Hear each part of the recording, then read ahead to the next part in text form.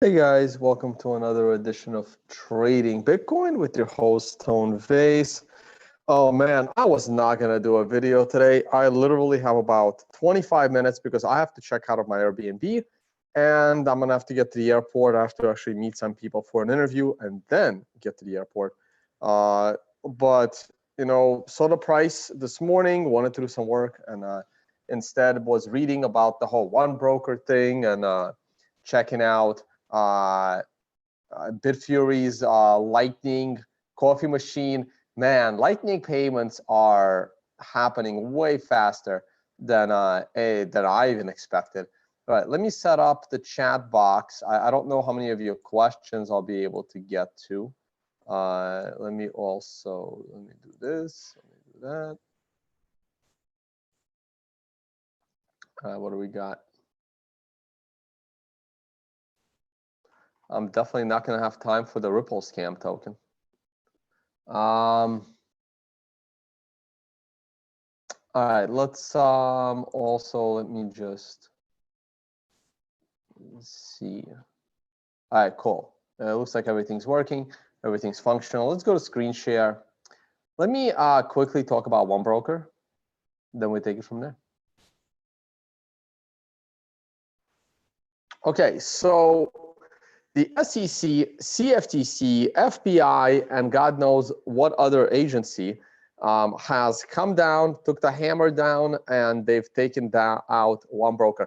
Now, the minor irony here is that my affiliate site will be updated later today.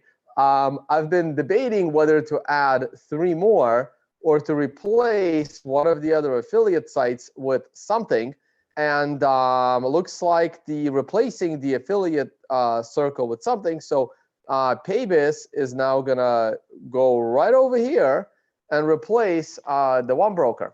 Okay, so you guys have to keep in mind that this is the reason why I don't trade Bitcoin. This is one of 5 reasons. There have been podcasts that I've done in the past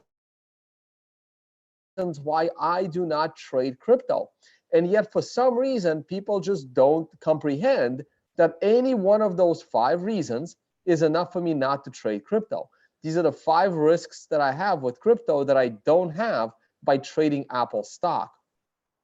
Now, one of those risks is that any exchange that you can trade crypto on could be shut down by the US government. It doesn't matter where that exchange is. It doesn't matter if that exchange is on the freaking moon at this point, right? The US government can shut it down. They can confiscate all of that Bitcoin, and there is nothing you can do about it, okay? Now, in this specific case, for 1Broker, again, you got to look and see what the exchange is offering.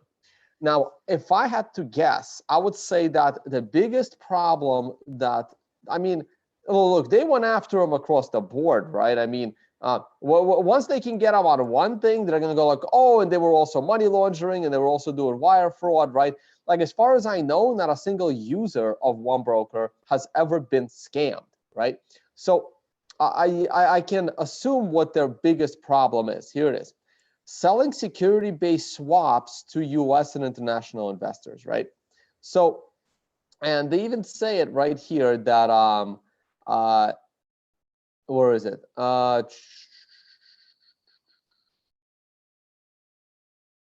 Basically, an undercover US agent was able to register with 1Broker, do a bunch of trading, and that was enough for them to have a real case. That's how all of these exchanges work, right? I mean, there's these things called VPNs, right? So you can, and when you want an exchange that doesn't KYC you, this is the risk that you face with that exchange, right? Like, 1Broker was a non-KYC'd exchange, right? That's what most people want to trade crypto on. And therefore, you are always at risk of being shut down by the US government. This is the risk that you take. Now, like I said, I think the biggest problem with 1Broker was the fact that they were offering you, contracts. You can trade, let's say, Apple stock by using Bitcoin. So I think that was their biggest problem. Now, who's next is the big question, right? So what you could be seeing with the rise in the price of Bitcoin is people getting a little nervous about the Bitcoin they have stored on some of these exchanges and saying, hey, you know what? Let me put it into Bitcoin and let me put it in cold storage because I don't know who's next, right? Now, I already see a question. Do I think Binance or BitMax are next? I think BitMax, it's going to be a little difficult. Look, I don't know. Binance is a scam. Like I kind of, for me, Binance is at a much bigger risk because Binance created the Binance security token, right? So, which BitMax did not. So they're very different legal issues, right? To me, Binance is a scam exchange. And I would not be surprised. Like, I'm not surprised 1Broker got taken down, right? I think they all can be taken down. I say, I look, if it was me running the SEC, I would have shut down Binance already. I would have seized all of their assets, right? I would have done that. I would have done that because they did an ICO, right? Like the Binance is an unlicensed, unregistered security, offering their service to U.S. investors. U.S. people invested in Binance. So to me, Binance has always been in violation of SEC laws. Now, BitMax did not do an ICO. So BitMax, in my opinion, and we're going to talk about this with lawyers and stuff. So BitMax is not in violation of creating a security because there's no BitMax scam ICO token, right? So BitMax is in a better position, but BitMax is obviously a little bit bigger than Binance, and we'll see what happens. Like and BitMax does not offer you trading of Apple stock, crypto. They don't participate in Bitcoin's price discovery. And yeah, a lot of people think, I mean, why can't the SEC touch Binance? I mean, sure, Binance, why not? It's no different than 1Broker. I don't see how Binance is, unless they have some serious Chinese connections, right? Look, unless CZ thinks that the Chinese government will, go to war with America for his exchange, of course, Binance is touchable by the U.S. regulators. That's don't be delusional. Don't be delusional. So, I mean, 1Broker's been around since like 2011, 2012, maybe. I don't know. 1Broker's been around for a while. 1Broker was there when I joined Bitcoin. Like it's been around for a while. It was flying under the radar, but not enough under the radar, right? So,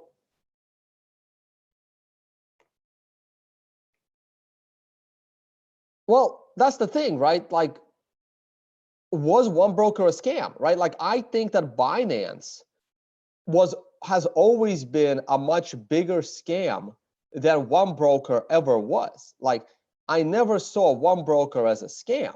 1Broker never had an ICO. So, so to me, 1Broker was never scammy, right? It was never financed by unqualified investors. It was never handed out some gold to speculate on that was totally useless to their operation. So to me, Binance is a way bigger scam than 1Broker is. Now, is Binance more compliant with the US laws? I don't know. Binance isn't trading Apple or Amazon or other, well, they weren't really trading their stock. They were offering you, swap bets, or they're called TRS, total return swaps. That's when you place a bet on something.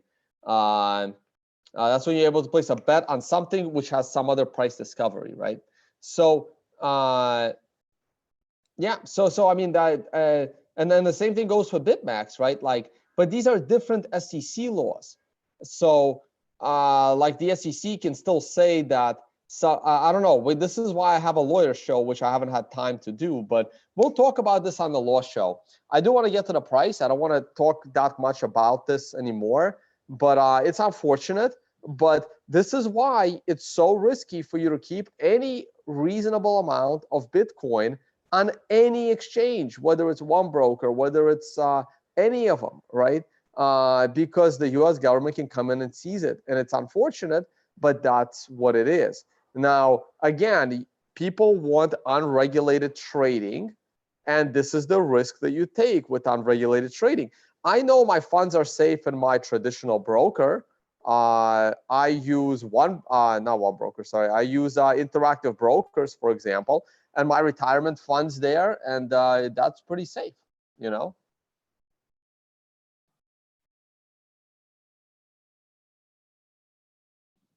All right, let's go to the price. So again, affiliate codes. Now, be careful, obviously, but again, this is why I make it very clear that I do not put my funds at risk. My funds are in cold storage. If I need to, get my trading, get my adrenaline trading fix, I trade Apple stock at a traditional exchange.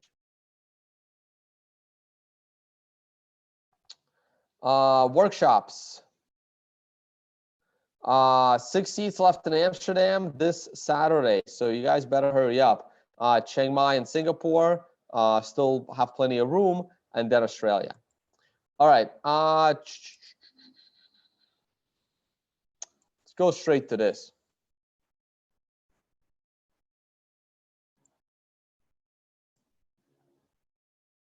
Yeah, I'll get the moving averages. I gotta work with the person to get the moving averages fixed up. So we're still in the triangle. This is what we talked about yesterday, right? The weekly chart is on a no trade. You are still on a red one with a price flip. How high can this go? Well, your 30-week moving average should drop very quickly next week. And let's see what happens as of Sunday night or Monday. This can go up as high as 7,000 next week and stay within the triangle. It can go up as high as 7,100 this week and stay within the triangle. As long as we're in the triangle, we are still bearish because the triangle target is to be down $3,000. Still in the triangle. Nothing has really changed, guys. Nothing has changed. Here's the daily chart. As I said yesterday, the daily chart never gave you a short trade.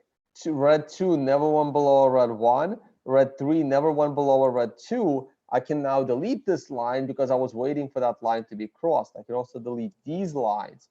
Now, as you can see by the daily chart, the price went and touched the 128-day moving average, and it has been rejected by it once again earlier this morning. So wow, so we actually went all the way to 68.25. I did not even know that. So let's see if we can break this and maybe make it all the way to the 200-day moving average, even though that would be above the weekly triangle.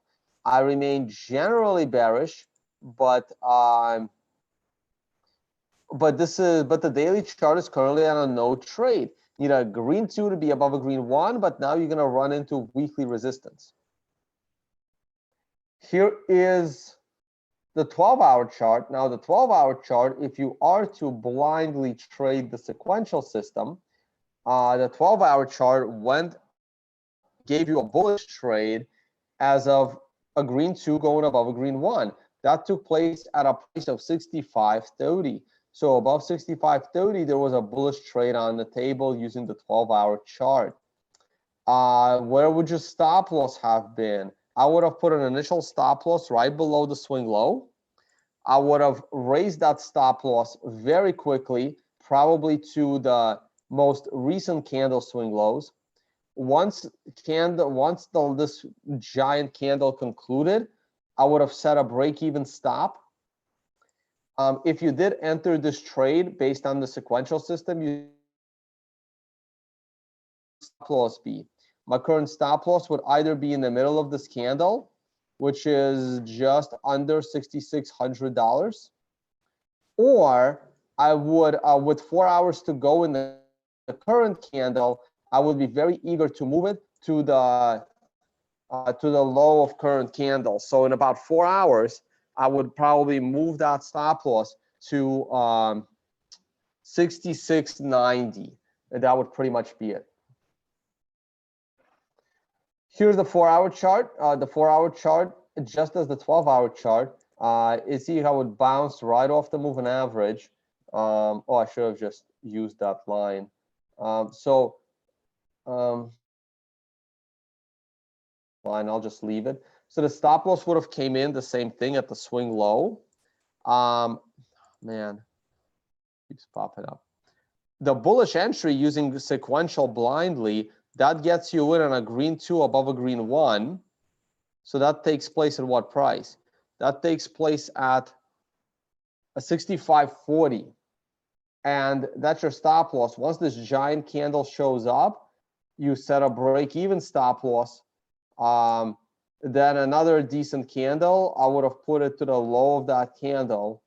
And that stop loss has not yet been hit. Where would my stop loss be right now? It would probably be at the low of candle number 5. So if I was using this as my trade, my stop loss would be at 66.8950. That would be my stop loss.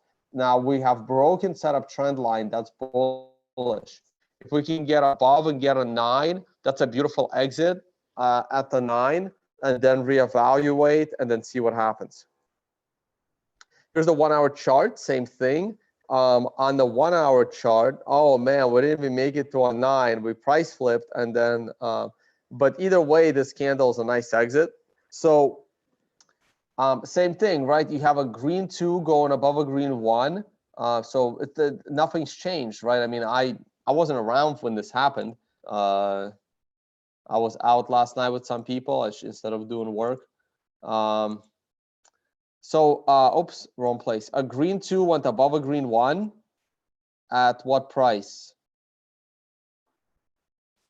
A green 2 went above a green 1 at 65.20. Now, once you have this giant candle, that's your stop loss, right? So you can already put your stop loss maybe in the middle of that candle. It's called an expanded range candle. People at my workshop this weekend in Amsterdam are going to learn what that is. Right now, once that went well, I probably would have set it to the low of this candle. Now, was this stop loss ever hit? Maybe the 6 candle hit it. Really depends on where that low is, you know. The answer is maybe. You know, I see a little bit of white space. I mean, I don't know. Maybe it would have hit it. Maybe not. Doesn't really matter though, right? Like if it hit it or not, either way you're out on this candle, and then you reevaluate. You never had a red 2 below a red 1. You had a green 3 above a green 2. So that's a new bullish trade as of this. Your initial stop loss probably would have been the same blue line.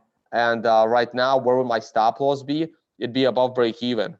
It'd be either at the low of the candle number 1, or it would be right here, and it may or may not have been hit 3 seconds ago. You know, I would play it safe right now. I wouldn't risk it. Look at this. See, the shorts are deleveraging. That's a good sign for more downside in the near future. Ethereum doesn't really matter. The stock market was opened. So the stock market went bearish again. Again, I'm waiting. Be patient. See, the stock market was doing great. Now it pulled back. You got to wait for that price flip on the stock market. I'd wait. I would not rush into the stock market now. Gold's a basket case going below 1,000. Silver's a basket case probably going below $10. Apple stock continued to do well. Again, I would wait. I'd wait and look for bullish trades. Whatever stock this is, I'd wait. Next candle would probably get me bullish. Green 2 above a green 1. Beautiful bottoming pattern here. I like it. Amazon, ooh, Amazon looks good. Amazon's already bullish. Green 2 above a green 1, green 3 above a green 2. I would be comfortable long Amazon at the moment with a double down potential next candle if next candle is a good daily candle. That's it, guys. This is AMD. AMD, I'd wait a little bit. I'd wait till next week. If next week's a positive week, then it's good, but earnings is coming up, so be careful. Fuck, that, oh, I shouldn't have cursed. That reminds me, I need to look at AMD for my option strategies, maybe. I gotta see what the hell is going on over there. Bitcoin Wednesday, obviously Wednesday. My workshop is Saturday and Sunday, and workshop is Saturday and Sunday, and I may stop by the meetup on Friday. I don't know. I get in kind of late. It's going to be tricky. Hackers Congress in Prague and a carnivory dinner in Prague. Too bad Safe is going to be via Skype, but Jimmy and I will be there. So please sign up for the carnivory dinner in Prague. Then I'm in Kiev, and then I'm in Singapore, and then a month in Australia, and then back to Singapore. Speaker at all of these events. My picture should be around there somewhere. There I am, right next to Bobby Lee.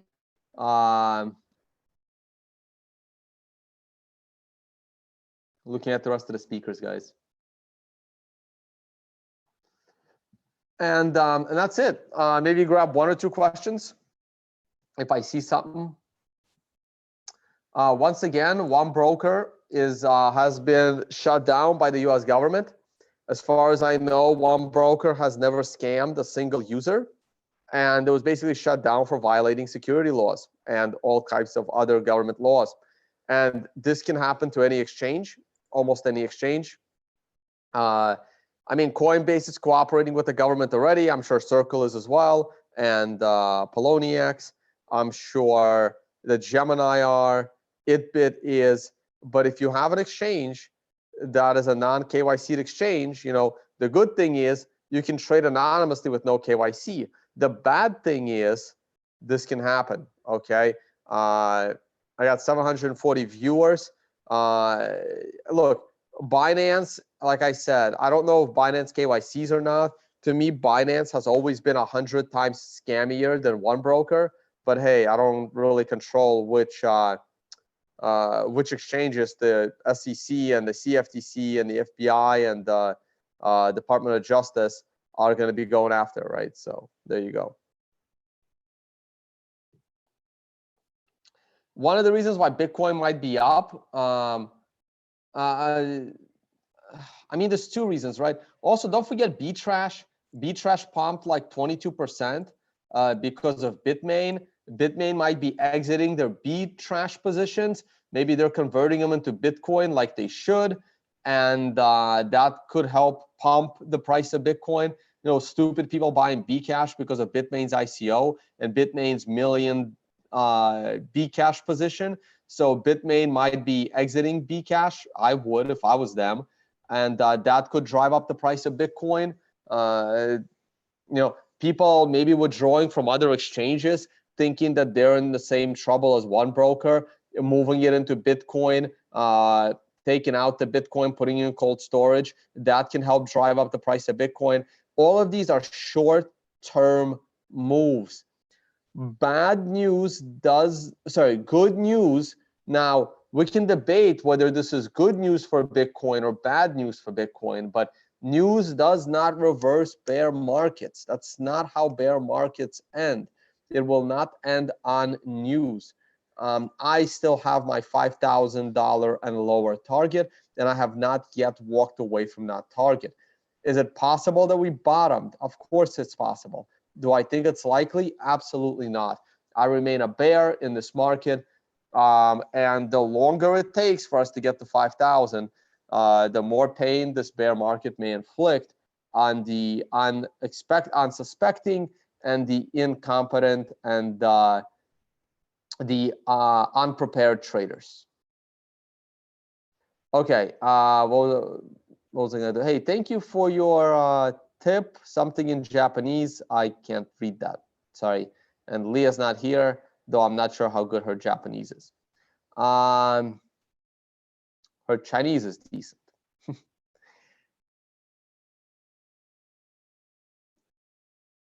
All right, do I see any questions? Probably not. I do have to go. I have to check out. It's 4:30 in the morning New York time. It's 11:30 in the afternoon Riga time. I have a checkout at noon, and I also have to meet people for an interview at noon.